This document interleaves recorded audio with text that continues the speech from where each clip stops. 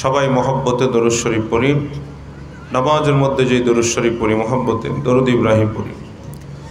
আল্লাহুম্মা সাল্লি আলা মুহাম্মাদিন ওয়া আলা আলি মুহাম্মাদ কামা সাল্লাইতা আলা ইব্রাহিম ওয়া আলা আলি ইব্রাহিম ইন্নাকা হামিদুম মাজিদ। আল্লাহুম্মা বারিক আলা মুহাম্মাদিন ওয়া আলা আলি মুহাম্মাদ কামা বারাকতা আলা ইব্রাহিম ওয়া আলা আলি ইব্রাহিম ইন্নাকা হামিদুম মাজিদ। মোহাব্বতে জোর আওয়াজে লা ইলাহা ইল্লাল্লাহ লা ইলাহা ইল্লাল্লাহ লা ইলাহা ইল্লাল্লাহ লা ইলাহা ইল্লাল্লাহ লা ইলাহা ইল্লাল্লাহ মুহাম্মাদুর রাসূলুল্লাহ সাল্লাল্লাহু আলাইহি ওয়াসাল্লাম।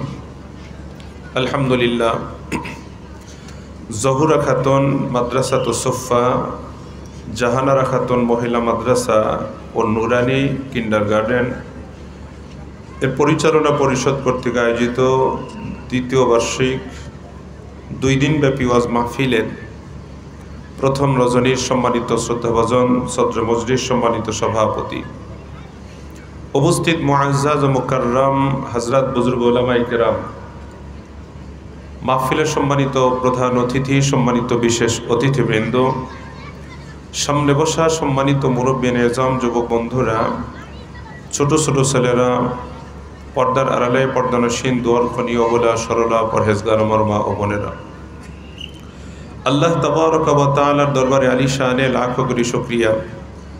মহান রব্বুল আলামিন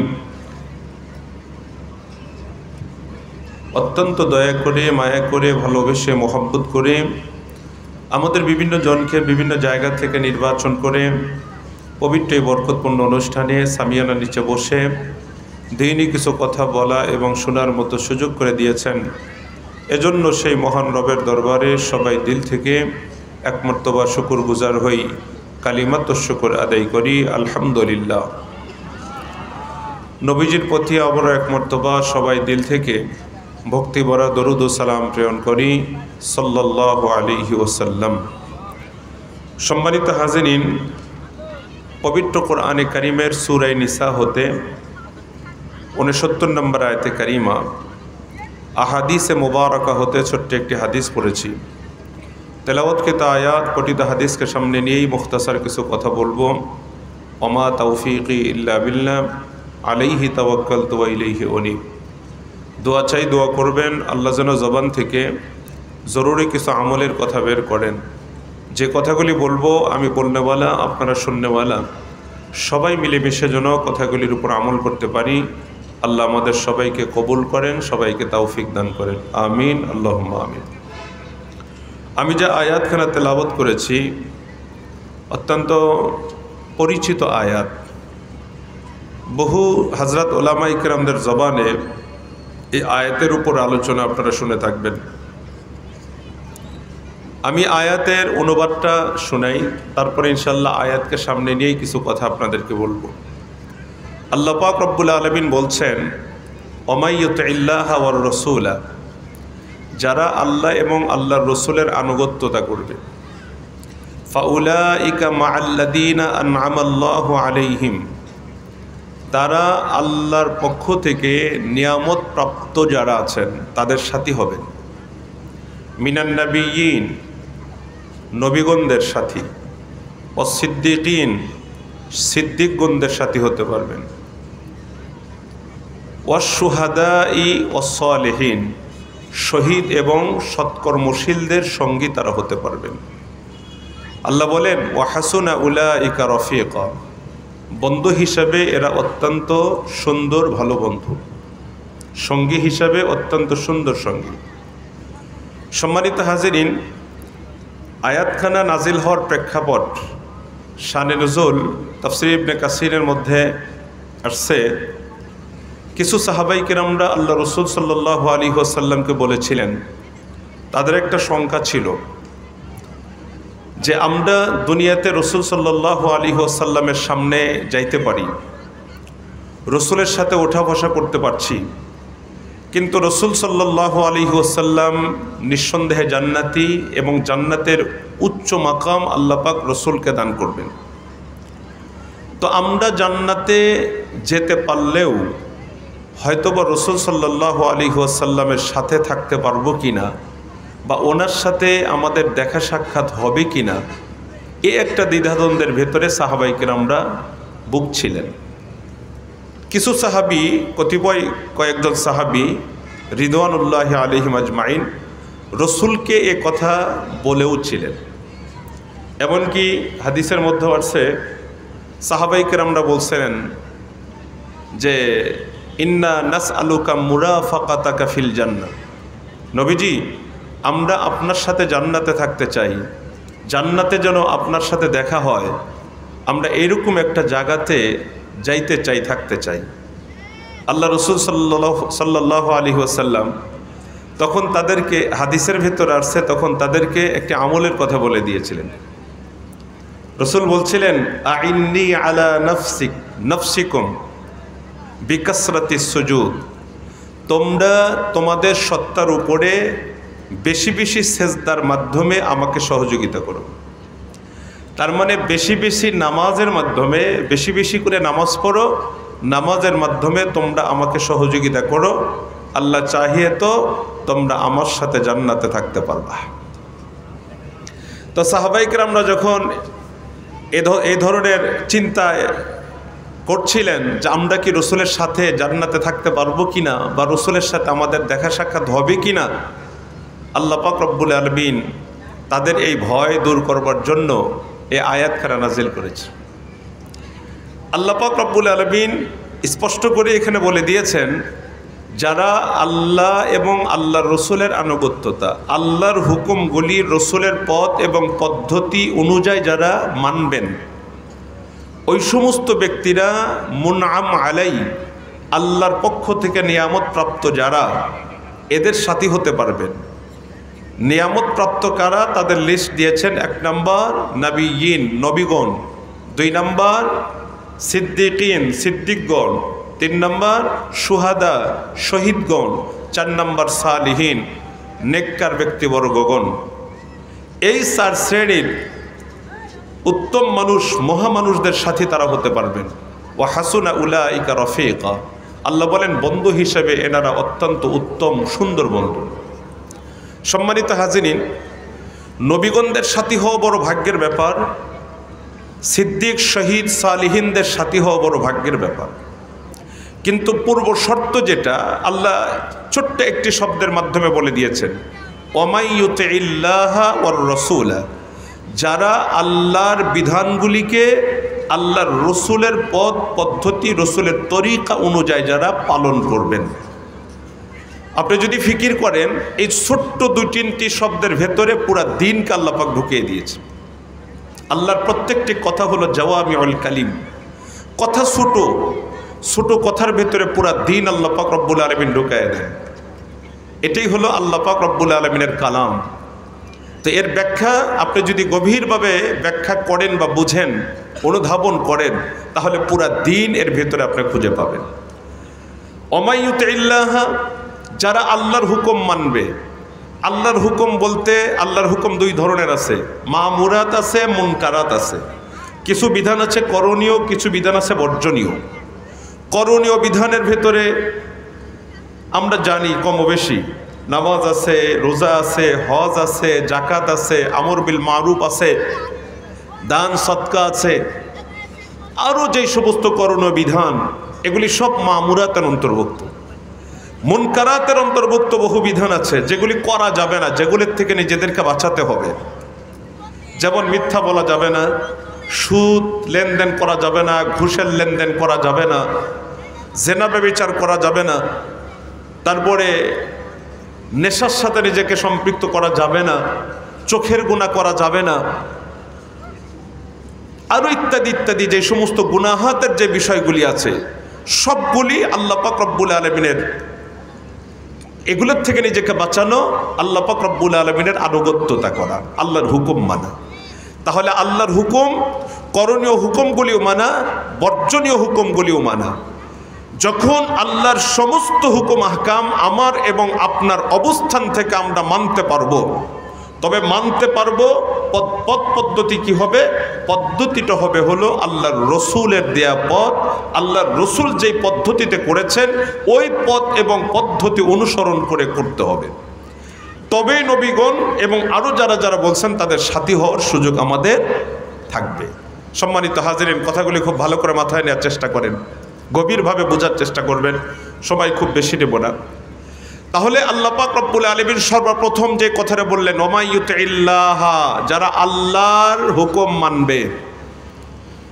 আল্লাহর হুকুম বলতে শুধুমাত্র আপনারা এটা বুঝিয়েন না 5 ওয়াক্ত নামাজ শুধু এটাই আল্লাহর হুকুম, টাকা পয়সা থাকলে যাকাত দেওয়া এটাই শুধু আল্লাহর হুকুম, তারপরে টাকা পয়সা থাকলে হজ করা এটাই আল্লাহর হুকুম, মাহে রমজান আসতেছে তারাবির নামাজ পড়া, একটু কোরআন শরীফ পড়া, তারপরে নামাজগুলি পড়া, রোজা রাখা, এগুলোই মনে হয় আল্লাহর হুকুম। সম্মানিত হাজিরিন, কোরআনে কারিমের অন্য জায়গায় আল্লাহ পাক রব্বুল আলামিন বলেছেন, ওয়াতাসিমু বিহাবলিল্লাহি জামিআ, তোমরা আল্লাহর রশিকে মজবুত করে ধারণ করো। এটা আল্লাহ পাক রব্বুল আলামিনের নির্দেশ, আল্লাহর রশিকে মজবুত করে ধারণ করতে বলেন। এখানে রশি, এই রশি বলতে কি বুঝাইছে? অনেকে বলছেন আল হাবলু মানাহু আল কোরআন, হাবলনের অর্থ হলো, হাবলনের ব্যাখ্যা হলো কোরআন। অনেকে বলছেন দ্বীন আল ইসলাম, পুরা দ্বীনে ইসলামকে হাবলন বলা হয়। সম্মানিত হাজিরিন, এখন আসেন, আপনি যদি গর্তের ভেতরে থাকেন, গর্তের থেকে রশির মাধ্যমে যদি উপরে উঠতে চান, আপনার হাতের আঙ্গুলি আছে, এক হাতে 5টা আঙ্গুলি,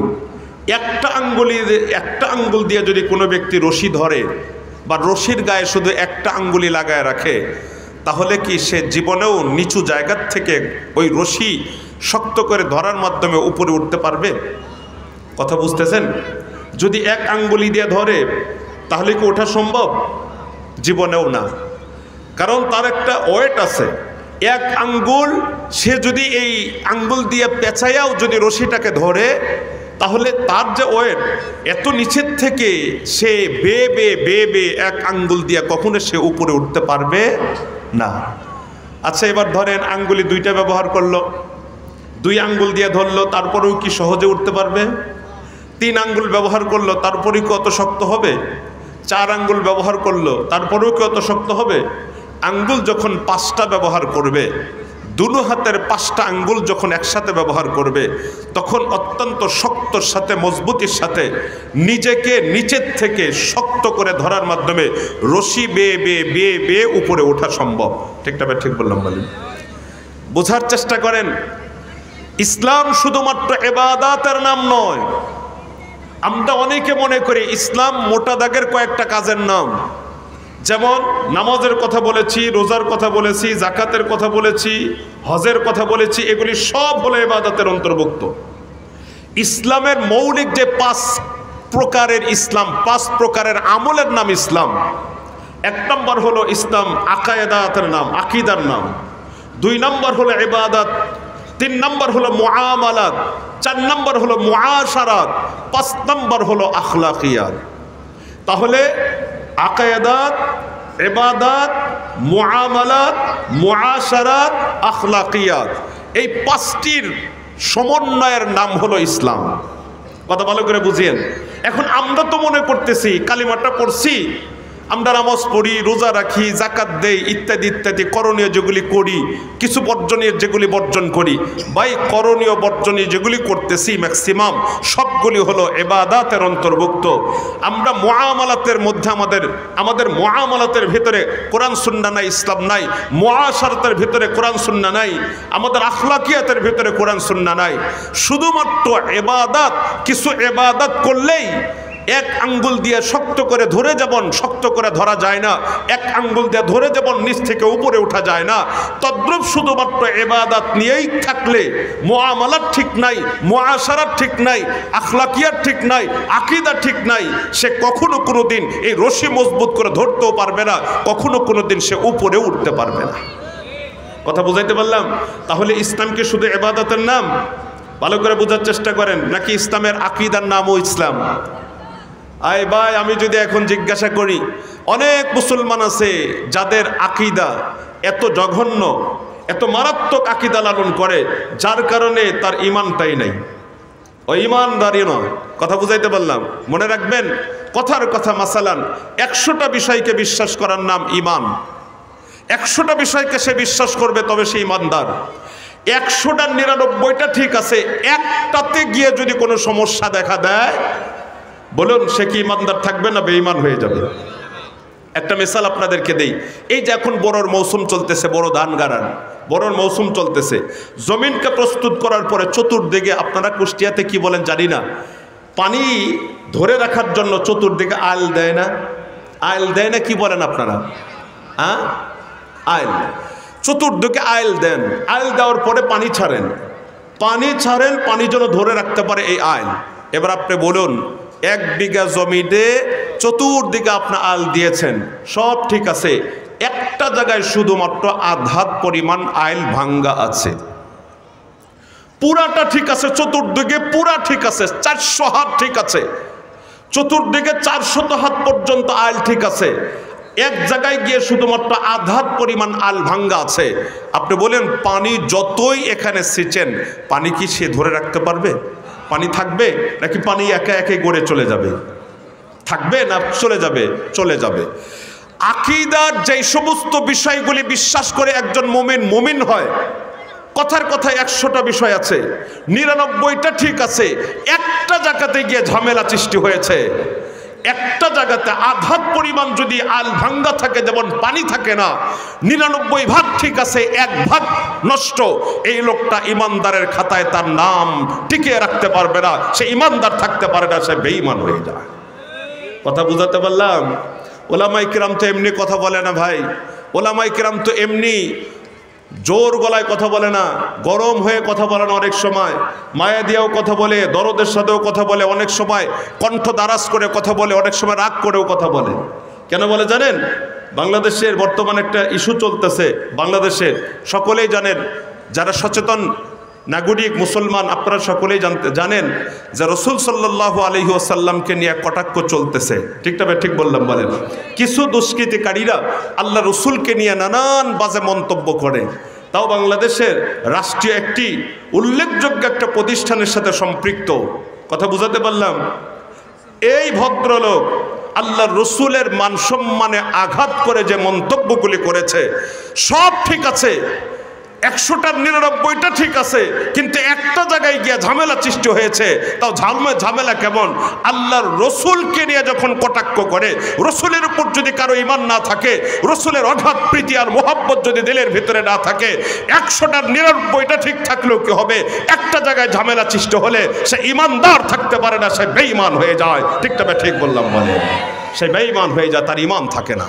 ভালো করে কথা বোঝার চেষ্টা করেন। এজন্য সব কিছু সমান তালে ঠিক রাখতে হবে। এখন আমার ইবাদত ঠিক আছে, আমার আকীদা ঠিক নাই, তাহলে আমি তো ঈমানদারই না। 5 ওয়াক্ত নামাজ মসজিদে গিয়ে পড়লেও লাভটা কি? আমার তো ঈমানই নাই। ঠিক না? ঠিক বললাম? বলেন। কথা বুঝতেছেন কিনা? সেন্সিটিভ বিষয়গুলা, ঈমান হেফাজত করা বড় জটিল বিষয়। সম্মানিত হাজিরিন, কথা ভালো করে মাথায় নেন, বোঝার চেষ্টা করেন। আল্লাহ পাক রব্বুল আলামিন আয়াতে কারিমায় প্রথম যেই শর্ত আল্লাহ পাক রব্বুল আলামিন জুড়ে দিয়েছেন, ওমাইয়ুতিল্লাহা ওয়ার রাসূলা, যারা আল্লাহর বিধানগুলিকে আল্লাহ রসুলের পথ এবং পদ্ধতি মোতাবেক নিজের জীবনে বাস্তবায়ন করবে, আল্লাহ পাক রব্বুল আলামিন বলতেছেন এই সমস্ত ব্যক্তিরা আল্লাহর পক্ষ থেকে নিয়ামত প্রাপ্ত যারা আছেন তাদের সাথী হতে পারবেন। নিয়ামত প্রাপ্ত কারা? 1 নাম্বার হলো মিনান নাবিয়িন, নবীগণেরা। 2 নাম্বার হলো সিদ্দিকিন। 3 নাম্বার শুহাদা। 4 নাম্বার হলো সালেহিন। এই 4 শ্রেণীর মানুষদের সাথী তারা হতে পারবে। আল্লাহ পাক রব্বুল আলামিন বলেন ওয়া হাসুনা উলাইকা রফিকা। সম্মানিত হাজিরিন, আল্লাহ পাক রব্বুল আলামিন আল্লাহর বিধানগুলি মানতে বলেছেন। আল্লাহর বিধান শুধু ইবাদত না, আল্লাহর বিধান যেমন আকায়েদাত আছে, আল্লাহর বিধান ইবাদত আছে, আল্লাহর বিধান মুআমালাত আছে, আল্লাহর বিধান মুআশারাত আছে, আল্লাহর বিধান আখলাকিয়াতও আছে। কথা বুঝাতে পারলাম কিনা? সবগুলি সমন্বয় করে যারা জীবন গড়াতে পারবে তারাই একমাত্র আল্লাহ পাক রব্বুল আলামিনের হুকুম মাননেওয়ালাদের কাতারে নিজের নাম লেখাতে পারবে। এবার এখন আপনি দেখেন, আমাদের অনেকে ব্যবসা বাণিজ্য করে, চিন্তা করলে দেখা যাবে নামাজ ঠিকই পড়ে, নামাজ মাশাআল্লাহ 5 ওয়াক্তই পড়ে, কিন্তু তার ব্যবসাটা ইসলামের নীতির বাইরে চলে। কথা বলেন, বুঝতে পারছেন কিনা? ইবাদত মোটামুটি ঠিক আছে, কিন্তু বাণিজ্যের ক্ষেত্রে গিয়া সেখান থেকে ইসলামকে বিদায় করে দিয়েছে। আচ্ছা, অনেকে বাণিজ্য করে, অনেকে আছে আরো বিভিন্ন পেশার সাথে জড়িত, অনেকে রাজনীতি করেন। আপনার রাজনীতিতে যদি কোরআন এবং সুন্নাহর রাজনীতি না হয়, কোরআন এবং সুন্নাহর আলোকে যেটা কোরআন এবং সুন্নাহ সাপোর্ট করে সেটা যদি না হয়, তাহলে আপনার ইবাদত ঠিক আছে, আপনার অন্যান্য বিষয় ঠিক আছে, কিন্তু আপনার এই ক্ষেত্রে যখন দুর্বলতা দেখা দেবে তখন কি ওয়ামাইয়ুতিল্লাহ, আল্লাহর হুকুম মানা পরিপূর্ণরূপে মানা কি আপনার হলো, আমার হলো? কথা বুঝাতে পারছে কিনা বলেন? আমাদের জন্মের থেকে মৃত্যুবরণ করা পর্যন্ত পুরাটা অঙ্গন, জন্মের থেকে মৃত্যুবরণ করা পর্যন্ত, কবরে যাওয়া পর্যন্ত সর্বক্ষেত্রে আল্লাহর হুকুমকে বাস্তবায়ন করতে হবে। এই জন্য দেখুন, মানুষ যখন বুঝবান হয় তখন শরীয়তের মুকাল্লাফ হয়। মানুষ যখন নাবালেগ থাকে তখন তারা শরীয়তের আদিষ্ট থাকে না, মুকাল্লাফ থাকে না। কিন্তু সে সময়েও যেই বিধানগুলি আমাদের উপর আসে সেগুলা পিতা মাতা অভিভাবক হিসাবে আল্লাহ আমাদের উপর যাদেরকে রাখেন তাদেরকে জিম্মাদারি দেয়, তোমরা এই কাজগুলা করে দিবা। কথা বুঝাতে পারলাম কিনা? তোমরা এই কাজগুলি তাদেরকে শিখাই দিবা, কারণ এরা ছোট, এরা বুঝে না, এরা বুঝার মতো যোগ্যতা তাদের নাই। কিন্তু তোমাদেরকে দায়িত্ব দেওয়া হলো তোমরা তাদেরকে দেখে রাখবা, ইসলামের বাহিরে যেন তারা না যায়। তাদেরকে আকীদা শেখাও, ওদের শেখার বয়স হয় নাই, তোমরা শেখাও, ওদেরকে ইবাদত শেখাও, ওদেরকে আখলাক শেখাও, ওদেরকে মুআমালা শেখাও, ওদেরকে মুআশারা শেখাও। ছোট থেকে তাদেরকে এভাবে গড়ে তোলো।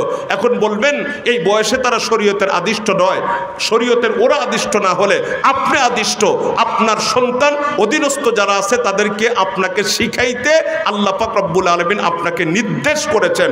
আপনি এই নির্দেশ যদি মানেন, ওমাইয়ুতিল্লাহ, আল্লাহর আনুগত্যতা করনেওয়ালা হতে পারবেন, মানবেন না তো হতে পারবেন না। সম্মানিত হাজিরিন, এই জন্যই বলছিলাম পুরা দিন আয়াতের মধ্যে ঢুকে গেছে। যদি আপনি খুঁজতে চান ইসলামের কোনো বিধানের বাহিরে পাবেন না, সব টুকুনকে আয়াতে কারিমার ভেতরে ঢুকায় দেওয়া হয়েছে। দোস্ত আমার, বন্ধুরা আমার, সময় খুব বেশি নেব না, কথা বোঝার চেষ্টা করেন। আল্লাহ পাক রব্বুল আলামিন আল্লাহর হুকুমগুলাকে আল্লাহ রসুলের তরিকা মোতাবেক মানতে নির্দেশ করলেন।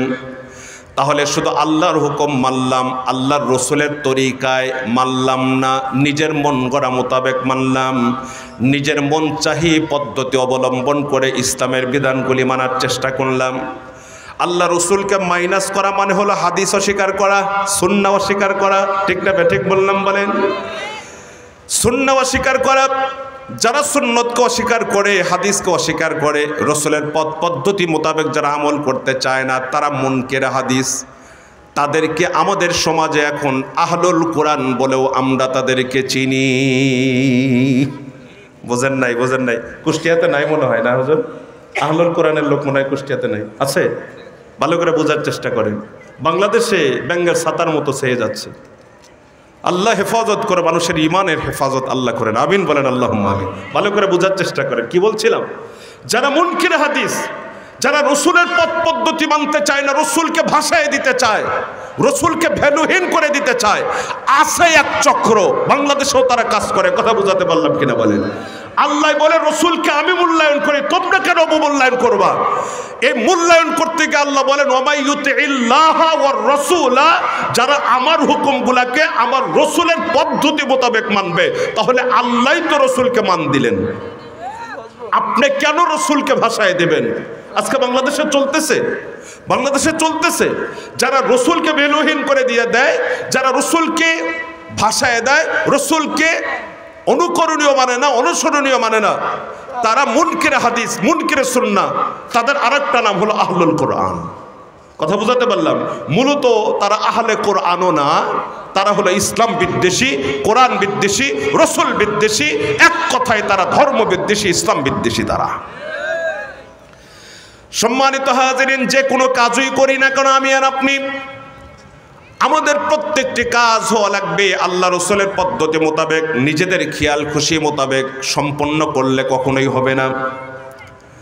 ছোট হোক বড় হোক, যে কোনো কর্মকাণ্ড আমাদেরকে সুসম্পন্ন করতে হবে কার পদ্ধতি মোতাবেক বলেন? কার তরিকা মোতাবেক? আল্লাহর রসুলের তরিকায়, ঠিক কিনা বলেন? নিজের মতো করে চললে চলবে না, আল্লাহর বিধানগুলোকে নিজের মতো করে মানবো তা চলবে না। যেগুলা দিন সেগুলা মানা লাগবে, সেগুলা রসুলের পদ্ধতির ভেতর থেকে মানা লাগবে, বাহিরে গিয়ে করলে সেগুলা ইবাদত থাকে না। দোস্ত আমার, বন্ধুরা আমার, হাদিসের কিতাবের মধ্যে লম্বা কাহিনী আছে, বিভিন্ন হাদিসের কিতাবের মধ্যে মশহুর ওয়াকিয়া। সাহাবী তিনজন রাসূলুল্লাহ সাল্লাল্লাহু আলাইহি ওয়াসাল্লামের বাড়িতে আসছে। তিন সাহাবী আসার পরে রাসূলুল্লাহর আমলের ব্যাপারে জিজ্ঞাসা করেছে, আল্লাহ রসুল কি কি আমল করেন, কেমন কি করেন?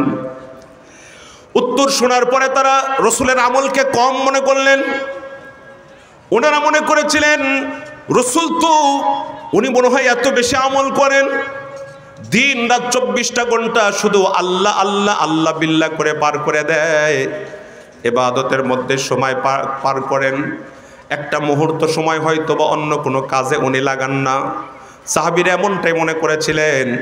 ওনারা যখন রাসূলুল্লাহর আমলের হালত জানলেন, জানার পরে ওনারা মনে মনেই ভাবতেছিলেন রসুলের আমল তো খুব বেশি না, অল্প আমল। এরপরে আবার নিজেরা সিদ্ধান্ত চেঞ্জ করলেন, নিজেরা বলতেছেন না রসুলের সাথে আমাদের তুলনা হবে না। গুফিরাত লাহু মা তাকাদ্দামা মিন যামবিহি ওয়া মা তাআখার, রসুলুল্লাহর জীবনের আগে পরের সব গুনাহ আল্লাহ পাক রব্বুল আলামিন মাফ করে দিয়েছেন। রসুলের জীবনের কোনো গুনাহ নাই। রসুলুল্লাহর ইবাদত করলেও চলবে, না করলেও চলবে, আল্লাহ তো ওনাকে মাফই করে দিছেন। কথা বোঝাতে পারলাম কিনা? দোস্ত আমার, বন্ধুরা আমার, ওনারা মনে মনে ভাবলেন না রসুলের সাথে আমাদের কোনো তুলনাই হবে না। যে তিনজন রসুলের বাড়িতে আসছিলেন, ওনারা ফেরত যাওয়ার প্রাককালে তিনজনই পরামর্শ করে নিলেন, পরস্পরে আলোচনা করার পরে সিদ্ধান্ত নিয়ে নিলেন রসুলের মতো আমল আমাদের করলে চলবে না, আমাদেরকে লাগাতার আমলেই থাকা লাগবে, সময় যেন নষ্ট না হয়। একজন দাঁড়িয়ে বললেন, ভাই আমি কথা দিচ্ছি, তোমাদেরকে সাক্ষী রেখে বলতেছি, সারা রাত আর এক মুহূর্ত আমি ঘুমাবো না, সারা রাত জাগ্রত থেকে আমি শুধুমাত্র আল্লাহর ইবাদতের মধ্যে সময় কাটাবো, আমার জীবন আর কখনো রাত্রিবেলায় ঘুমাবো না। আরেকজন দাঁড়িয়ে বলতেছেন, ভাই তোমরা সাক্ষী থাকো, আমার জীবনে বাদ বাকি জিন্দেগিতে আমি আর কখনো কোনো দিন রোজা ভাঙবো না, সারা বৎসর সারা জীবন লাগাতার রোজা পালন করব, সওমে বেসাল করব, সারা জীবন রোজা পালন করব। আর একজন দাঁড়িয়ে বলে, ভাই তোমরা সাক্ষী থাকো, আমার জীবনে আমি আর কখনো কোনো দিন বিয়ে শাদিতে জড়াবো না, বিয়ে শাদি করবো না, বিয়ে শাদি করলে তখন ঝামেলা বাড়বে, বিবির খেদমত করা লাগবে, বাল বাচ্চা হলে তাদের পেছনে সময় যাবে, আল্লাহর ইবাদত করতে পারবো না, অতএব বিয়ে শাদি বা আমি সংসার আমি আর কিছু করবো না, সংসার থেকে নিজেকে সরায় রাখবো, জীবনেও আমি বিয়ে শাদি করবো না। তিনজন তিন ধরনের নিয়ত করে ফেলছে। এবার আপনারা বলুন তো দেখি, সারা রাত জাগ্রত থেকে ইবাদত করা, এই কাজটা কি খারাপ না কাজটা ভালো? কাজ ভালো কিনা? কাজ ভালো। সারা জীবন রোজা রাখা কাজ খারাপ না কাজ ভালো? বিয়ে শাদীর থেকে নিজেকে দূরে রাখবে, আল্লাহর ইবাদতের যেন বিঘ্নতা সৃষ্টি না হয়। বিয়ে শাদী করার কারণে আল্লাহর ইবাদত কমে যাবে, এই জন্য লোকটা বিয়ে শাদী পর্যন্ত বর্জন করতে চায়। কাজগুলা তিনজনের নিয়ত ভালো, তিনজন যে নিয়ত করছে নিয়তও ভালো, তিনজন যে কাজের সিদ্ধান্ত নিছেন কাজ তিনটাও ভালো। কথা বোঝাতে পারলাম কিনা?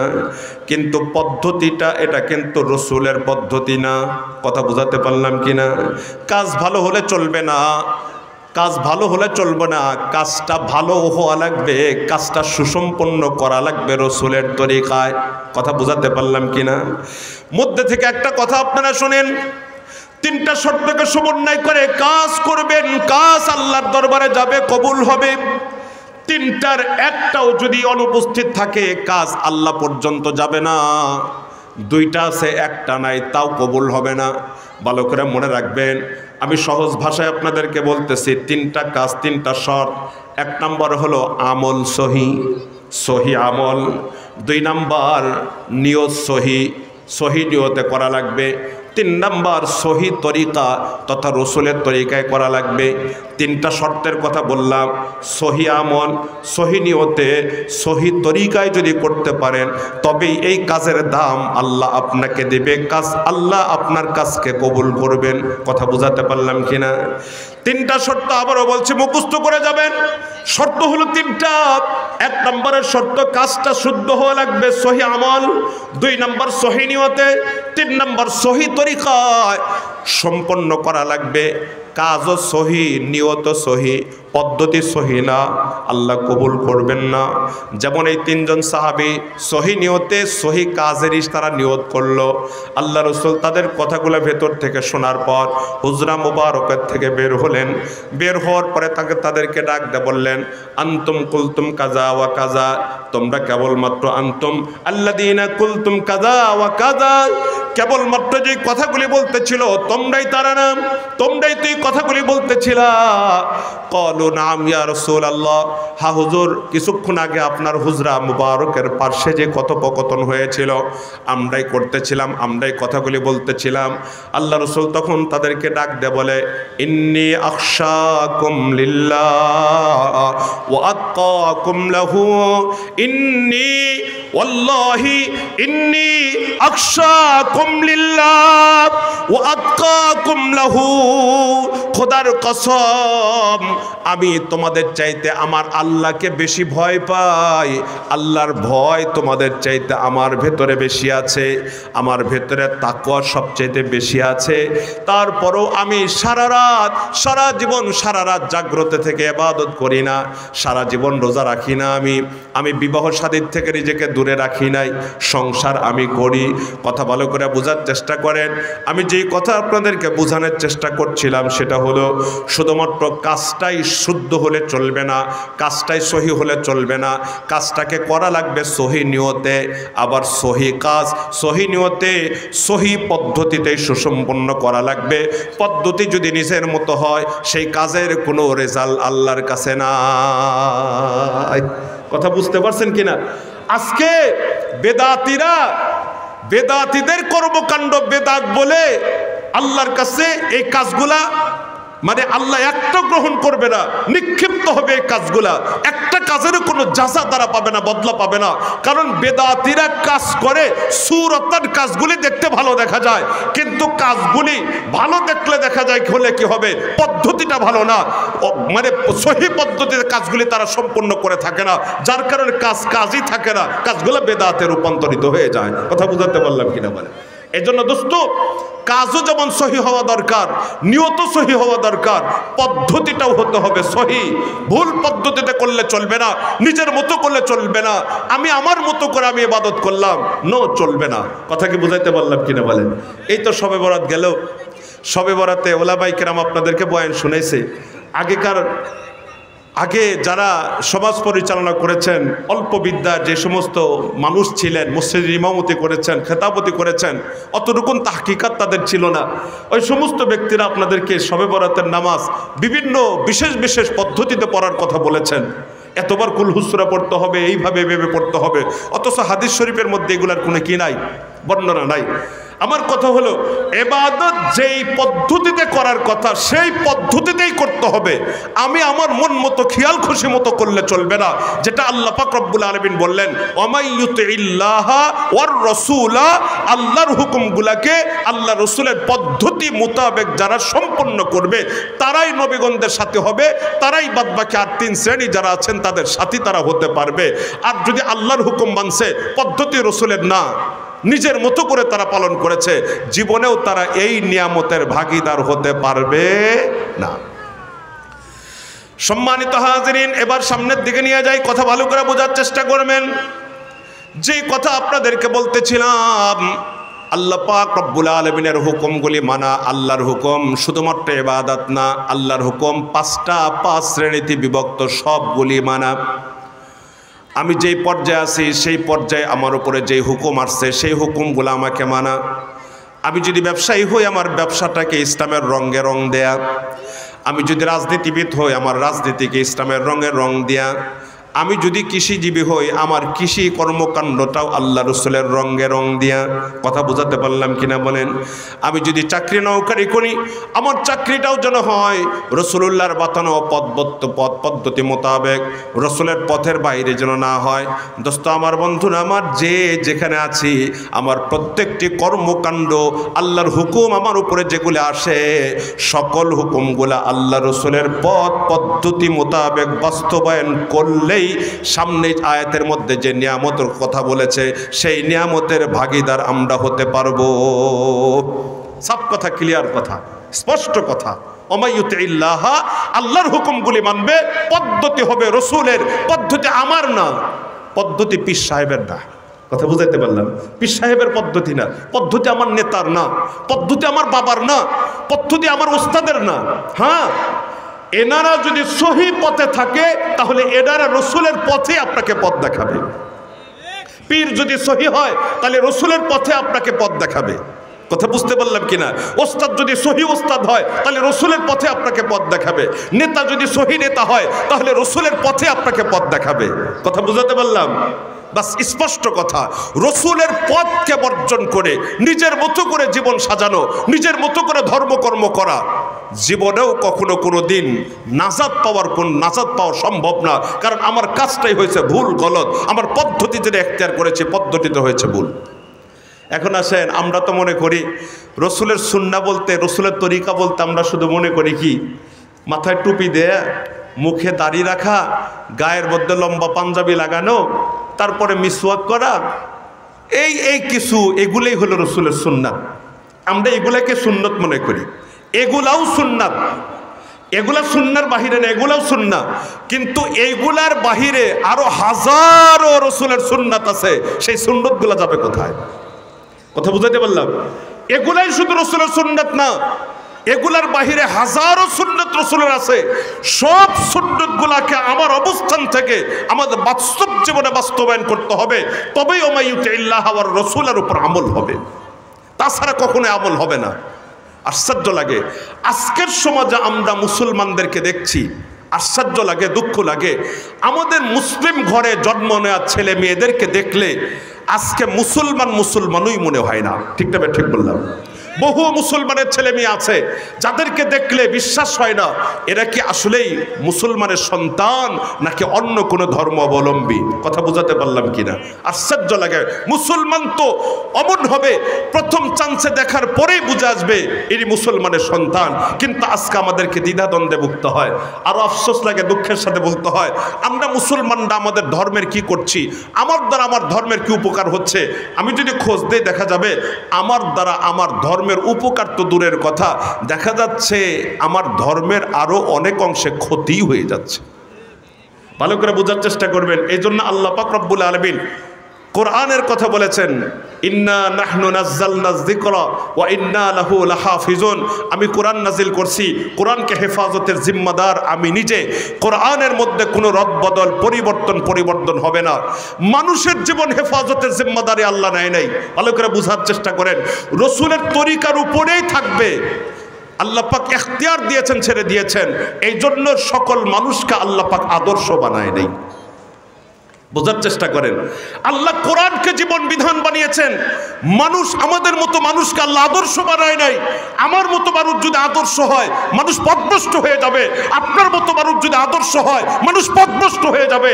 আল্লাহ বলছেন কোরআন নাজিল করছে আমি, যেই অবস্থা নাজিল হয়েছে ওই অবস্থায় থাকবে, বিকৃত হবে না, হেফাজত করব আমি। আমার রসুল যেই জবানে যেই কোরআন পড়েছে আজকে 1450 বছর পরে ওসে আপনারা হুবহু ওই কোরআনই পড়তে পারবেন। পৃথিবীর ইতিহাসে এমন গ্রন্থ একটাও আর নাই। তাওরাত বলেন, জাবুর বলেন, ইনজিল বলেন, আর যাই বলুন না কেন বিভিন্ন ভাষায় নাজিল হয়েছিল। বর্তমানে তারা দাবি করে আমাদের কাছে তাওরাত আছে, আমাদের কাছে ইনজিল আছে। যদি বলেন নবী ঈসা যেই ভাষায় ইনজিল পড়েছেন, নবী দাউদ যেই ভাষায় তাওরাত পড়েছেন, নবী মুসা যেই ভাষায় তাওরাত পড়েছেন, নবী দাউদ যেই ভাষায় জাবুর পড়েছেন, আপনারা কি হুবহু সেই ভাষায় তাওরাত জাবুর ইনজিল দেখাতে পারবেন? তখন তারা বলবে সরি, তাওরাত জাবুর ইনজিল যে ভাষায় নাজিল হয়েছিল সেই ভাষাই তো পৃথিবীতে আর নাই, ভাষাই তো মারা গেছে। অতএব বর্তমানে যে তাওরাত জাবুর আপনারা দেখতে পান, এই তাওরাত জাবুর সেই ভাষার থেকে রূপান্তরিত করে অন্য ভাষায় রূপান্তরিত করা। কিন্তু কোরআন আল্লাহ এমন ভাষায় নাজিল করেছেন, কোরআনকে রক্ষণাবেক্ষণের জিম্মাদার আল্লাহ নিয়েছেন। যেই ভাষা নাজিল করেছেন কিয়ামত হইতে যদি আরো হাজার হাজার বৎসর যায়, মনে রাখবেন আরবি ভাষা আল্লাহ বিলুপ্ত করবেন না। সুরিয়ানি ভাষা বিলুপ্ত হয়েছে, ইব্রানি ভাষা বিলুপ্ত হয়েছে, আর তারপরে অন্যান্য ভাষা বিলুপ্ত হয়ে গেছে। ওই ভাষায় যেই কিতাবগুলো নাজিল হয়েছিল আল্লাহর ইলমে তো আছে, ভাষা বিলুপ্ত হয়ে যাবে। এর আগে তো ওই কিতাবগুলো ব্যান হয়ে যাবে। ওই কিতাবগুলো এতদিন পর্যন্ত উম্মতের জন্য হুজ্জত থাকবে না। আল্লাহ কোরআন কেমন ভাষায় নাজিল করলেন, কিয়ামতের হাজার বৎসরও যদি বাকি থাকে ভাষাও থাকবে, কোরআনও থাকবে। এমন ভাষায় আল্লাহ কোরআন নাজিল করছেন। এই জন্য কোরআনকে আমাদের জীবন বিধান বানাইছেন। আমার আপনাকে আল্লাহ আমাদের জন্য মডেল বানায় নাই। আমি হয়তো কথাটা ওভাবে বুঝাতে পারি নাই, জানি না আপনারা আমার কথা বুঝছেন কিনা। আল্লাহু আকবার। কোরআনের মধ্যে কোনো বিবর্তন নাই, কোনো পরিবর্তন নাই। তাওরাত জাবুরওয়ালারা এই কথা বলতে পারবে না। ঠিক তবে ঠিক বললাম বলেন? এই জন্য কোরআনকে আল্লাহ আমাদের জীবন বিধান বানিয়ে দিয়েছেন, আমার আপনার জীবন না। কারণ আমরা যে মানের মুসলমান, আমাকে দেখে অন্যরা অনুপ্রাণিত হওয়া তো দূরের কথা, বরঞ্চ বিধর্মীরা আমার মতো না কাবেল, আমার মতো দুর্বল ইমানদার মুসলমানদের আমল দেখে বিধর্মীরা বরঞ্চ আরো দূরে সরে যায়। কাছে ফেরা তো দূরের কথা, বরঞ্চ অনুপ্রাণিত হওয়া তো দূরের কথা, আমার আমল এবং আখলাক দেখে অন্যরা ইসলাম থেকে আরো বিমুখ হয়ে যায়। সম্মানিত হাজিরিন, ছোট্ট একটা কথা বলে সামনের দিকে নিয়ে যাই। আল্লামা মঞ্জুর নোমানী রহমাতুল্লাহি আলাইহি উনি ওনার কোনো একটি বক্তব্যে উঠায় নিয়ে আসছেন, বিশ্ববিখ্যাত একটা বিশ্ববিদ্যালয় আছে লখনৌ বিশ্ববিদ্যালয়। বিশ্ববিদ্যালয়ের নামটা আপনাদের শোনা আছে অনেকেই। এই বিশ্ববিদ্যালয়ের আইন বিভাগের একজন প্রফেসর ছিলেন, নাম হলো চৌধুরী নাইমুল্লাহ।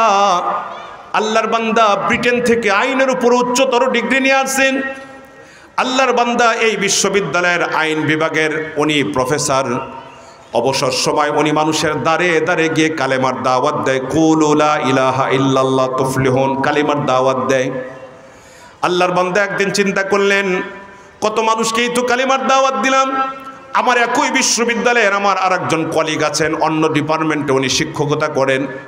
ভদ্রলোক, সর্বদিক দিয়ে ভালো, গুণ অত্যন্ত, তার মধ্যে গুণে মানে জ্ঞানে গুণে অত্যন্ত উঁচু মাকামের উঁচু পর্যায়ের একজন মানুষ। ভদ্রলোক মুসলমান না হিন্দু, তার ভেতরে কালিমা নাই, ইমান নাই। অন্যান্য সাইড ভালো কিন্তু ইমান তার ভেতরে নাই। উনি সিদ্ধান্ত নিলেন, অনেক মানুষকেই তো কালেমার দাওয়াত দিলাম, ওনাকে কালেমার দাওয়াতটা দেয়া দরকার। সিদ্ধান্ত নেওয়ার পরে ওনাকে কালেমার দাওয়াত দিলেন। কুলু লা ইলাহা ইল্লাল্লাহ তুফলিহুন, ভাই কালেমাটা পড়ে নেন, সফল হতে পারবেন। আল্লাহর বান্দা হিন্দু ভদ্রলোক তখন ডাক দিয়ে বলে, চৌধুরী সাহেব, আপনি আজকে কালেমার দাওয়াত নিয়ে আসছেন আমার কাছে। আপনি কালেমার দাওয়াত নিয়ে আসার বহু আগের থেকে আপনাদের ধর্মীয় গ্রন্থ কোরআন হাদিসের বড় বড় ভলিউমার ভান্ডার আমার বহুবার দেখা আছে। একবার ন কতবার দেখেছি তার হিসাব নাই। আপনাদের কোরআন এবং সুন্নাহ পড়ার পরে আমার অনুভূতি কেমন সেটা আপনাকে একটু শোনাই ব্যক্ত করি। আপনাদের কোরআন আমি যতই পড়েছি ততই কেমন যেন কোরআনের ভেতরে ডুব দিয়েছি। আমি কোরআনের ভিতরে হারিয়ে যাই, এত ভালো লাগে, ভেতর থেকে বের হতে মনে চায় না। কোরআন যতই অধ্যয়ন করি ততই আমার ভালো লাগে, হাদিস যতই অধ্যয়ন করি ততই আমার ভালো লাগে। আমার ভেতর পরিবর্তন হয়ে যায়, মনে মনে সিদ্ধান্ত নেই আমি আমার ধর্ম চেঞ্জ করে আপনাদেরটাই গ্রহণ করব। সুবহানাল্লাহ, জোরে পড়েন। কোরআন পড়ে আমার এমন অবস্থা হয়, হাদিস পড়ে আমার এমন অবস্থা হয়, আমার মনে হয় আমি আমার ধর্ম ছাইরা দিয়ে আপনাদেরটা গ্রহণ করব। এই হলো কোরআন আর হাদিস পড়ার পরে আমার অনুভূতি। কিন্তু বাস্তব জগতে, বাস্তব ফিল্ডে নামার পরে যখন আমি আপনাদের মুসলমানদের আমল দেখি, মুসলমানদের আমল যখন আমি অবলোকন করি, আপনাদের মুসলমানদের আমল যখন কোরআন এবং হাদিসের সাথে মিলাই, মিলানের পরে দেখা যায় কোনোটার সাথে কোনোটার মিল নাই। কাহা কোরআন কাহা মুসলমান, কোথায় কোরআন আর কোথায় মুসলমান। কোরআনের সাথে মুসলমানদের জীবনের কোনো মিল নাই, হাদিসের সাথে মুসলমানদের জীবনের কোনো মিল নাই। কথা বুঝাতে পারলাম কিনা বলেন? এরা কোরআনের কথা বলে, হাদিসের কথা বলে, কিন্তু মানে না। কোরআন হাদিস কি বলে সেই অনুযায়ী তারা তাদের জীবন সাজায় না। আমি তো এই জাতীয় মুসলমানদের জীবন গ্রহণ করতে পারি না। কোরআন হাদিস পড়ার পরে আমি সিদ্ধান্ত নিয়ে আপনাদেরটা গ্রহণ করব। বাস্তবতা দেখে আমি যতটুকুন আগাইছিলাম তার চেয়ে বেশি পিছায় যাই। সত্য একটা ঘটনা আপনাকে শোনাই। আমার যেইখানে বাড়ি, আমার বাড়ির অবস্থানটা আপনি জানেন। আমার বাড়ির সামনে ছোট্ট একটা নদী বয়ে যায়। নদীর পানি বড় পরিষ্কার পরিচ্ছন্ন পানি।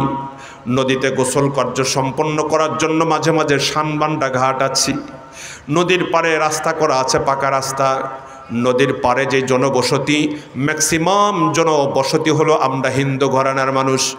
আমাদের হিন্দু ঘরের মেয়ে লোকেরা, যুবতী, আধা বয়সী নারীরা গোসল কার্য সম্পন্ন করার জন্য এই নদীকে তারা পছন্দ করে, তারা এখানে নেমে গোসল করে।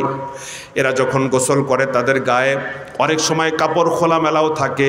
এই নগ্নতাকে উপভোগ করবার জন্য রাস্তায় শানবান্ডা ঘাট এবং পাকা রাস্তার উপরে অনেক যুবক ছেলেরা বসে যায়। তারা গোসল করে, তাদের নগ্নতা তারা এখানে বসে বসে উপভোগ করে। আমি একবার না দুবার না অনেকবার দেখেছি, অনেকবার আমি দেখেছি, নিরীক্ষণও করেছি যে যুবকরা বসে বসে নগ্নতা উপভোগ করছে এদের মধ্য হতে কোন ধর্ম অবলম্বী বেশি। কয় সত্যি কথা বলতেছি, কথাটা বড় তিতা লাগবে আপনার। আমি যতবার দেখেছি ততবারই আমি বুঝতে পারছি, হিসাব মিলাইছি, দর্শক যুবকদের মধ্য হতে ম্যাক্সিমাম যুবক হলো আপনাদের মুসলমানদের ঘরের। নাউজুবিল্লাহ, জোরে পড়েন। আপনাদের মুসলমানদের যুবক ছেলেরা এখানে বসে বসে নগ্নতাকে উপভোগ করে। এই দৃশ্য যখন আমি দেখি আমার কলিজায় ধাক্কা লাগে। এরাই কি মুসলমান? এদের কোরআন কি বলে, এদের হাদিস কি বলে, আর এদের আমল কি? এদের আমলের সাথে কোরআন এবং হাদিসের বর্ণনার সাথে কোনোই মিল নাই। এই জাতীয় মুসলমানদের জীবন ধারণ করে আমার লাভটা কি হবে? আমি যে ধর্ম অবলম্বী, আমার জীবন, আমাদের যে কর্মকাণ্ড আর এদের কর্মকাণ্ড, এই দুজনের কর্মকাণ্ডের মধ্যে তো তেমন কোনো তফাৎ নাই। কথা বোঝাতে পারলাম কিনা বলেন? দোস্ত আমার, বন্ধুরা আমার, আজও আজানের শব্দ আমাদের কানে ভেসে আসে, কিন্তু আজানের শব্দের ভেতরে হজরতে বেলালের আওয়াজ পাওয়া যায় না। আজও কোরআন আমাদের মাঝে আছে, যে কোরআনের মধ্যে কোনো রদবদল, কোনো পরিবর্তন হয় নাই, একটা নক্তারও কোনো পরিবর্তন হয় নাই। দোস্ত আমার, বন্ধুরা আমার, রাসূলুল্লাহ যেই কোরআন তেলাওয়াত করেছেন আজও আমরা অবিকল হুবহু ওই কোরআনই পাঠ করছি। সাহাবী আবু বকর রাদিয়াল্লাহু আনহু যে কোরআন পাঠ করেছে আজও আমরা হুবহু ওই কোরআনই পাঠ করছি। মাহে রমজানে জিবরাইল আমিন এবং রাসূলুল্লাহ যেই কোরআন দৌর করেছেন, একবার জিবরাইল আমিন শোনাইছে, আবার আল্লাহ রসুল তারে শোনাই দিয়েছেন, হুবহু আমরা ওই কোরআন পাঠ করি। লৌহে মাহফুজে যেই কোরআন সংরক্ষিত আছে হুবহু সেই কোরআনই তো আমরা পাঠ করি। কই যে কোরআন সাহাবীদেরকে সাহাবী বানাইছে, যেই কোরআন তাবেঈনদেরকে তাবী বানাইছে, যেই কোরআন আইম্মায়ে মুজতাহিদিন সালফে সালেহিনদেরকে সালফে সালেহিন বানাইছে, আজও সেই কোরআন আমাদের মাঝে আছে। কিন্তু সেই মানের কোরআনের ধারক আর বাহক আজকে আমাদের সমাজে নাই। কথা বোঝাতে পারলাম কিনা? দোস্ত আমার, বন্ধুরা আমার, আমরা মুসলমান, আমাদের জীবন, আমাদের আখলাক, আমাদের আমল দিয়া বিশ্ব জয় করার কথা ছিল। আমাদের বহু বুজুর্গ এমন চলে গেছে, আপনার ইতিহাসের পাতা খুললে দেখতে পাবেন অনেক ওয়াকিয়া লেখা আছে। অনেক বুজুর্গ আমাদের চলে গেছেন আকাবির, যারা মজলিসে বসে থাকছেন, দাওয়াত দেওয়ার দরকার হয় নাই, কথা বলারও প্রয়োজন হয় নাই। তাদের চেহারার ভিতরে এমন নূর চমকাইতো, বিধর্মীরা তাদেরকে দেখার পর নিজের এই মন্তব্য করত, এ তো আদমি নেই হ্যায়, এ তো দেবতা হ্যায়। যেমন আমরা বলি এ তো মানুষ না, ইনি হলেন ফেরেশতা। আমাদের বুজুর্গানে দিনদের চেহারা দেখার পরে বারহা অনেক অগণিত অসংখ্য বিধর্মীরা তাদের হাতের মধ্যে হাত দিয়ে কালেমা পড়ে মুসলমান হয়ে গেছে। এমন বহু আকে আমাদের জানা আছে। তাদের বয়ানও শোনার দরকার হয় নাই, কোনো কিচ্ছুর দরকার হয় নাই, শুধু তাদের চেহারা দেখাই বহু কাফের মুশরিকরা মুসলমান হয়ে গেছে। আমাদের জীবনের হালতটাকে বলুন তো দেখি। আমরা এত মানুষকে বয়ান শোনাইতেছি, হাজার হাজার মানুষকে বয়ান শোনালাম, কই আমাদের চেহারা তো দূরের কথা, বয়ান শোনার পরেও তো এই হালত হয় না। কথা বোঝাতে পারলাম কিনা? বোঝা যায় আমাদের ভিতরে বড় দুর্বলতা আছে। আমি 14, 15, 16 বছর হলো বয়ান করি, হাজার হাজার মানুষদেরকে ওয়াজ শোনালাম, কিন্তু আমার ওয়াজের দ্বারাও তো এমনটা কখনো হলো না। মাহফিল শেষে কোনো বিধর্মিত আসার পরে হাত দিয়ে আমার কাছে এসে বলল না, হুজুর আপনার ওয়াজ শোনার পরে বুঝতে পারছি আপনার ধর্মই সঠিক, আমারটা ঠিক নয়, অতএব কালেমা পড়ব, হাতটা আগায় দেন। আমার জীবনে এমনটা হয় নাই। বুঝতে পারলাম আমি ওই মানের মুসলমান, ওই মানের ইমানদার এখনো হতে পারি নাই। কথা বোঝাতে পারলাম কিনা? আপনাদেরকেও বলি, আপনার বাড়ির প্রতিবেশী 50 বছর একসাথে বাস করেন, একজন হিন্দু বাড়ি আছে, 50 বছর হলে একসাথে বসবাস করেন, একই টেবিলে চাকরি করলেন, 20 বছর 30 বছর পর্যন্ত আপনি চাকরিতে কাটায় দিলেন। ভদ্রলোক হিন্দু অথবা অন্য কোনো ধর্ম অবলম্বী, 50 বছর একসাথে আপনাকে কাছের থেকে তারা দেখলো, আপনার ঈমান, আপনার আখলাক, আপনার চরিত্র, আপনার দ্বীন এবং দ্বীনিয়াত এগুলি কেন তার কলিজায় জায়গা করে নিতে পারলো না? আপনার ইসলাম, আপনার আমল এবং আপনার আখলাক দেখে সে কেন অনুপ্রাণিত হলো না? 50 বছর কাছে থেকে দেখার পরে তো তার ভেতরে পরিবর্তন হওয়ার কথা ছিল। একদিন আপনার কাছে এসে স্বেচ্ছায় হাত বাড়িয়ে দিয়ে বলার কথা ছিল, 50 বছর কাছের থেকে দেখলাম, বোঝার বাকি নয়, আপনাদেরটাই ঠিক, আমারটা ঠিক না, হাত আগায় দিলাম, কালেমাটা পড়ে মুসলমান বানায় এলাম। আপনার জীবনেও তো এমনটা হয় নাই। দোস্ত আমার, বন্ধুরা আমার, এজন্যই বলতেছিলাম আমরা মুসলমান, আমাদের ভেতরে বহু দুর্বলতা আছে। নামকে হস্তে মুসলমান, কাজের বেলায় নাই, যার কারণে আজকে আমাদের এই বেহাল দশা। কথা বোঝাতে পারলাম কিনা বলেন? ওমাইয়ুতিল্লাহ ওয়ার রাসূলের উপর আমল নাই, আল্লাহর হুকুমগুলো রাসূলের পথ পদ্ধতি মোতাবেক মানা লাগবে, এই চেতনাবোধটুকু আমাদের মধ্যে নাই। যার কারণে তো দেখা যায় বহু মুসলমান আছে বটে, তাকে দেখলে বোঝাও যায় না ইনি কি মুসলমানের সন্তান নাকি অন্য ধর্ম অবলম্বী। ছোট্ট একটা ঘটনা আপনাদেরকে শোনাই, আমার জীবনের একটা কারগুজারি শোনাই, সময়ও বেশি নাই। আমি সিরাজগঞ্জে যে মাদ্রাসায় পড়াই, ওই মাদ্রাসার থেকে আমার বাসায় যাইতে বা বাসার থেকে মাদ্রাসায় যাওয়া আসা করতে মাঝে একটা হাই স্কুল পড়ে। এই হাই স্কুলে আমার ওয়াইফ কিছুদিন লেখাপড়া করছে। সেই সুবাদে এই স্কুলের যারা টিচার আছেন তাদেরকে আমি শিক্ষকের মর্যাদা দিয়ে থাকি, যেহেতু আমার স্ত্রীর শিক্ষক তারা। একজন শিক্ষককে খুব ঘন ঘন ওনার সাথে দেখা হতো, যখনই দেখা হতো তখনই ওনাকে সালাম দিতাম, কুশলাদি বিনিময় করতাম। কখনো কোনো দিন উনি মুখ ফুটে উত্তর দেন নাই, শুধুমাত্র মাথা হেলায়া আমারে বুঝাই দিচ্ছে যে আমি কিছু একটা বলছি। আমি মনে করছি যে বেচারা এইভাবেই সালামের জবাব দেয়। হঠাৎ করে একদিন অন্য মনস্কায় রাস্তা পার হচ্ছিলাম, যাচ্ছিলাম, তো হঠাৎ আমার কানে ভেসে আসছে, বাবু আদাব। আমি মাথা উঠায় তাকালাম, কে কাকে আদাব বলে? দেখতেছি ওই ভদ্রলোক আমার সামনে দাঁড়ানো। আমি ডানে বামের সামনে পেছনে আরেকটু তাকিয়ে দেখতেছিলাম যে এখানে আর তৃতীয় কোনো ব্যক্তি আছে কিনা। দেখলাম না, তৃতীয় কোনো ব্যক্তি নাই, উনি আর আমি। তাহলে বুঝলাম উনি আমারে আদাব বলছেন। এখন উনি যখন আমাকে আদাব বললেন, আদাবের কি জবাব দেব বলেন? আদাবের কোনো জবাব দেওয়া যাবে? এতদিন পর্যন্ত উনি যেইভাবে সালামের জবাব দিছেন, কোনো আওয়াজ না করে মাথা হেলায়া, আমি আজকে ওনার পদ্ধতি গ্রহণ করলাম। কোনো কিছু না কয়ে শুধু মাথাটা হেলায়া কিছু একটা বললাম, যে বলছি কিছু একটা। এরপরে কুশলাতে বিনিময় করে চলে আসছে। বিকেলবেলা বাসায় যাওয়ার পরে স্ত্রীকে বলছিলাম, তোমার ওই শিক্ষক কি মুসলমান না?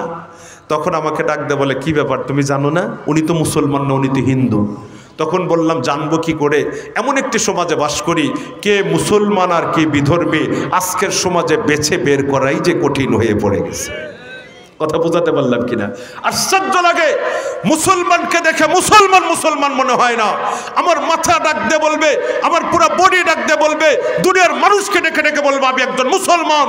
আমার সর্বক্ষেত্রে আমি যাই করি না কেন সবাইকে ডেকে ডেকে বলবো আমি একজন মুসলমানের সন্তান। আমার পরিচয় জানার দরকার কেন হবে? জিজ্ঞাসা করে কেন পরিচয় জানতে হবে? আমার কর্মই তো আমার পরিচয় দুনিয়ারবাসীকে জানায় দেবে। ঠিক না? ঠিক বললাম না?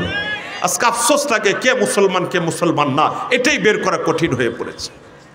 দোস্ত, এই জন্য বলছিলাম আল্লাহ পাক রব্বুল আলামিন স্পষ্ট নির্দেশ করেছেন, ওয়ামাইয়ুতিল্লাহা ওয়ার রাসূলা, যারা আল্লাহর বিধানগুলি মানবে, রাসূলের পদ্ধতিতে মানবে। বিধান হবে কার? বলেন, বিধান হবে কার? জোরে বলেন, কার? লা তাআতা লিমাখলুকিন ফি মাসিয়াতিল খালিক। তাহলে বিধান মানতে হবে আল্লাহর, নাকি কোনো মানুষের হুকুম মানতে গিয়া যেই হুকুমটা আল্লাহর হুকুমের বরখেলাপ হয় এমন হুকুম যদি মানতে যায় তখন কি আল্লাহ মানা হবে? জোরে বলেন, আল্লাহ মানা হবে? তাহলে আল্লাহকে মানতে গিয়া আমার বাবা অনেক সময় নারাজ হতে পারে, আল্লাহকে মানতে গিয়া আমার স্ত্রীও নারাজ হতে পারে, আল্লাহকে মানতে গিয়া আমার নেতাও নারাজ হতে পারে, আল্লাহকে মানতে গিয়া আমার সমাজ আমার উপর ক্ষিপ্ত হতে পারে, আল্লাহকে মানতে গিয়া আমার বন্ধু বান্ধব আমার থেকে আলাদা হয়ে যেতে পারে, সব আলাদা হতে পারে। তবে আমাকে আল্লাহ মানতে গিয়া সব ছাড়তে পারি, আল্লাহ ছাড়া যাবে না, রসুল ছাড়া যাবে না, সব ছেড়ে দিব, কিন্তু আমাকে আল্লাহর হুকুম রসুলের পথ পদ্ধতি মোতাবেক মানতে হবে। দুনিয়ার সব ত্যাগ করতে পারি, আল্লাহ ত্যাগ করতে পারি না, রসুল ত্যাগ করতে পারি না। ঠিক না? ঠিক বললাম? বলে আজকের সমাজের মানুষকে দেখা যায় আল্লাহর হুকুম গোল্লাই গেল, কয় যে বসের কথা মানতে হয়, কি করব হুজুর? চাকরি বাঁচাইতে গিয়ে আমার এটা করতে হয়, চাকরি বাঁচাইতে গিয়া, বসকে খুশি করতে গিয়া, রাজনৈতিক লিডারকে খুশি করতে গিয়া আল্লাহকে নারাজ করার মানুষ পৃথিবীতে বহু আছে। ঠিক না? ঠিক বললাম? বলে পায়ে হাত দিয়ে বলবো, সোনার ভাই, সবচেয়ে বড় হলো আল্লাহ আল্লাহ রসুল।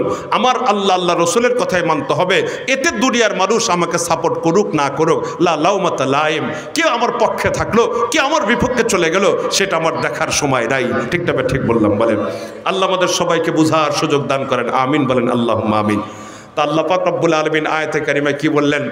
ওয়ামাইয়ুতিল্লাহা ওয়ার রাসূলা ফাউলাইকা মাআল্লাযীনা আন'আমাল্লাহু আলাইহিম মিনান নাবিয়্যিন। এক নাম্বার হলো নবীগণদের সাথে তারা হবে। এবার আপনাদেরকে বলি, সময় খুব বেশি নেওয়া যাবে না। আচ্ছা বলুন তো দেখি, নবীগণদের সাথী হওয়া যাবে, পৃথিবীতে কেউ আর কি নবী হতে পারবে? কথা বলে, নবী হতে পারবে? সারা দুনিয়ার সব মানুষ মিলেও যদি একজন মানুষকে নবী হিসাবে স্বীকৃতি দেয়, ইলেকশনের মাধ্যমে অথবা সিলেকশন করে কোনো মানুষকে নবী বানায়, তারপরেও কি আল্লাহর দফতরে সেই লোকটা নবী হিসাবে স্বীকৃত হবে? নবী আর কেউ হতে পারবে না। নবুয়তের সিলসিলা খতম। আমার নবীর মাধ্যমে নবুয়তের সিলসিলা খতম। আমার নবীর পরে আর কেউ নবী হিসাবে দুনিয়াতে আসবে না। ঠিক না? ঠিক বললাম? আল্লাহ পাক রব্বুল আলামিন বললেন, তুমি নবী হতে পারবা না। কেউ যদি নবুয়তের দাবি করে সে দুঃসাহসিকতা করলো, সে ভণ্ড প্রতারক, তার ঈমান থাকবে না। ঠিক না? ঠিক বললাম? বলে আবু বকর সিদ্দিক রাদিয়াল্লাহু আনহু যখন খেলাফতের মসনদে তিনটা বড় বড় ফিতনাকে উনি কঠোর হস্তে দমন করেছিলেন। এক নম্বর রিদ্দতের ফিতনা, মুরতাদ হয়ে যাচ্ছিল ঝাঁকে ঝাঁকে মানুষ, তাদের বিরুদ্ধে অ্যাকশনে গিয়ে এই ফিতনাকে নির্মূল করেছেন। দুই নম্বর মুনকিরিনে যাকাত, রসুলের সময় যাকাত দিত, এখন আর যাকাত দেব না, তাদের কঠোর হস্তে তাদেরকে দমন করেছেন। তিন নম্বর, ভণ্ড নবীর দাবিদারদের উৎপাত বেড়ে গিয়েছিল, মহিলাদের মধ্যে হতে অনেকে নবীর দাবি করছিল। আবু বকর সিদ্দিক রাদিয়াল্লাহু আনহু কঠোর হস্তে তাদের বিরুদ্ধে জিহাদ করে কঠোর হস্তে তাদেরকে দমন করেছেন। কথা বুঝাতে পারলাম কিনা? তাহলে আল্লাহ পাক রব্বুল আলামিন আয়াতের মধ্যে বলছেন, তোমরা যদি আল্লাহর হুকুম রসুলের তরিকায় মানো, নবীগণদের সাথী হতে পারবে। আল্লাহ এ কথা কি বলছেন? নবী হতে পারবে? কথা বলেন নাই, নবী হতে পারবে? নবী হতে পারবে না, আল্লাহ বলছেন নবীগণদের সাথী হতে পারবে।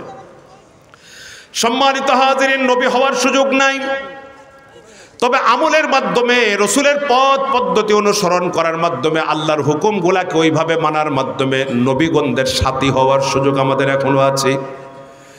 নবীন শুধুমাত্র আমাদের নবীর কথাই বলে নাই, আদম নবীর থেকে শেষ নবী পর্যন্ত সকল নবী এবং রসুলগণকে এর ভিতরে ঢুকিয়েছেন, নবীন বলেছেন। সকল নবী এবং রসুলগণদের সাথী আপনি হতে পারবেন যদি আল্লাহর হুকুমগুলা আল্লাহর রসুলের পথ এবং পদ্ধতি মোতাবেক আমল করতে পারি আমি আর আপনি, তাহলে নবীগণদের সাথী হওয়ার সুযোগ আমাদের আছে। দোস্ত আমার, বন্ধুরা আমার, নবীগণদের যদি সাথী হতে পারি আমার জীবন লাকি হয়ে যাবে, পেছনের দিকে তাকাবার আমার দরকার হবে না। কথা বোঝাতে পারলাম কিনা বলেন? সাহাবায়ে কেরামরা সংশয় করছিলেন জান্নাতে যদিও যায় নবীর সাথে থাকতে পারবো কিনা। তাদের সংশয়, তাদের এই যে ভীতি, এটা দূর করবার জন্য আল্লাহ আয়াতখানা নাজিল করে বলে দিয়েছেন এই কাজ যদি তোমরা সুসম্পন্ন করতে পারো তবে তোমরা নবীগণদের সাথী হতে পারবা, সমস্যা তোমাদের নাই। নবীদেরকে দেখতে পারবা, নবীরা যেখানে থাকবে সেখানে তোমরা যাইতেও পারবা, থাকতেও পারবা। কথা বুঝাতে পারলাম কিনা? আল্লাহ আমাদের সবাইকে কবুল করেন, আমিন বলেন আল্লাহুম্মা আমিন। তাহলে বোঝা যায় নবী শেষ হয়ে গেছে, নবী খাতামুন নবিয়্যিন, নবী খাতিমুন নবিয়্যিন, নবী হলেন শেষ নবী, আর কোন নবী আসবে না। উম্মতের মধ্যে হতে কেউ আর নবীর দাবিও করতে পারবে না। নবীর দাবি যদি কেউ করে তাহলে সে যেমন কাফের হয়ে যাবে, সেই ভণ্ড মিথ্যক নবীর দাবিদারের অনুসরণ যারা করবে তারাও কাফের হয়ে যাবে, ঈমানদার থাকবে না।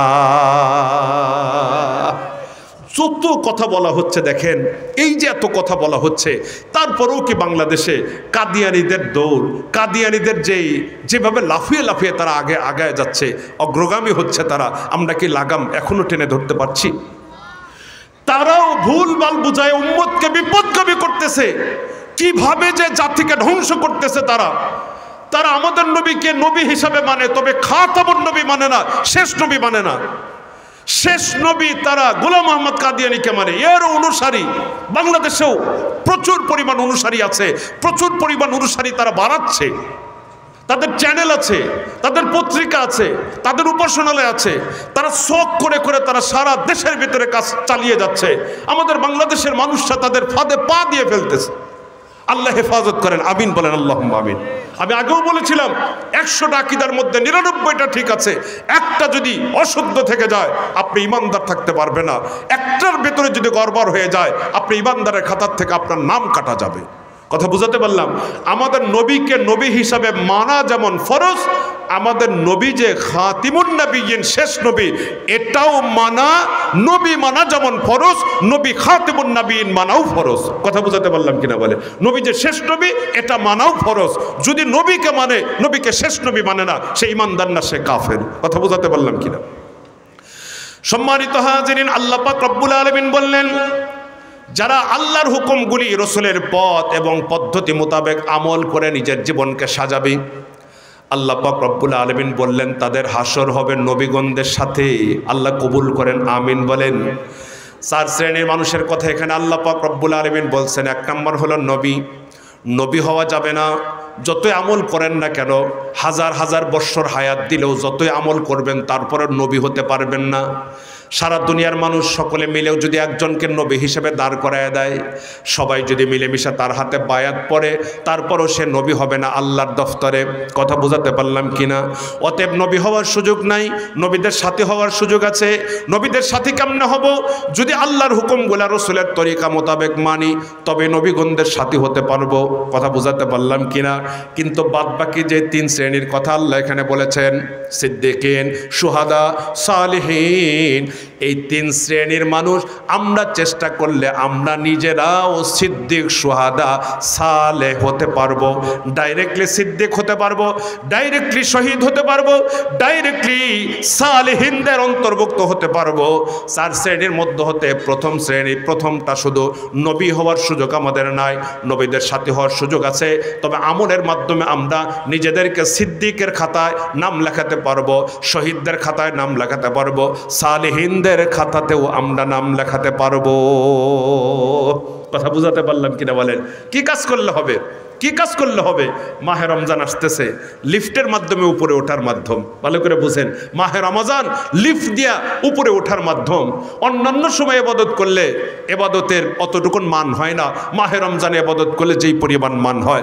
একটি মাহে রমজান ইবাদতের মাধ্যমে একজন মানুষ নিজেকে সালেহিনদের কাতারে ঢুকাতে পারে। ঠিকটা ঠিক বললাম বলেন? লাইলাতুল কদর কারো কপালে যদি জুটে যায়, একটা লাইলাতুল কদর আল্লাহু আকবার। 1000 মাস মকবুল ইবাদত করলে যে সওয়াব পাওয়া যায়, ওই পরিমাণ সওয়াব এক রাতের ইবাদতের বিনিময়ে একজন মাহে রমজান যারা পাইলো, লাইলাতুল কদর যারা পাইলো, তারা তাদের আমল নামায় নিতে পারে। ঠিক না? ঠিক বললাম বলে? তাহলে সালেহ হওয়া, সিদ্দিক হওয়ার সুবর্ণ সুযোগ আমাদের আছে। তবে আমাদের কাজ করতে হবে আল্লাহর হুকুমগুলোকে রাসূলের পথ এবং পদ্ধতি মোতাবেক বাস্তব জীবনে বাস্তবায়ন করা। বিকল্প পথে চলবেন জীবনেও সম্ভব না। যেটা আগে আমি বলেছিলাম, আজকে আমাদেরকে দেখলে ইহুদি আর খ্রিস্টানদের সন্তানদের মতো মনে হয়, পশ্চিমাদের হুবহু কদম বা কদম চলতেছি। আজকে পৃথিবীর মুসলমানদের অধঃপতনের পেছনে উল্লেখযোগ্য 2টা কারণ লেখছেন। 1 নম্বর কারণ তরকুল কুরআন ওয়া সুন্নাহ, কোরআন এবং সুন্নাহকে ছেড়ে দেয়া। কোরআন সুন্নাহকে যখন ছেড়ে দিয়েছি, অটোমেটিকলি পশ্চিমা সভ্যতা সংস্কৃতি আমাদের উপরে চেপে বসেছে। পাশ্চাত্যের অসভ্যতা, তাদের যে তামাদ্দুন, তাদের যে সংস্কৃতি, এটা আমাদের উপর চেপে পড়ছে। কোরআন হাদিস ছেড়ে দিয়েছি, রাসূলের তরিকা ছেড়ে দিয়েছি, অটোমেটিকলি তখন এই গ্যাপটা, এই শূন্যস্থানটা, তাদের আখলাক আমাদের ধরে বসেছে, তাদের চরিত্র, তাদের সভ্যতা আমাদের সভ্যতা হয়ে গেছে।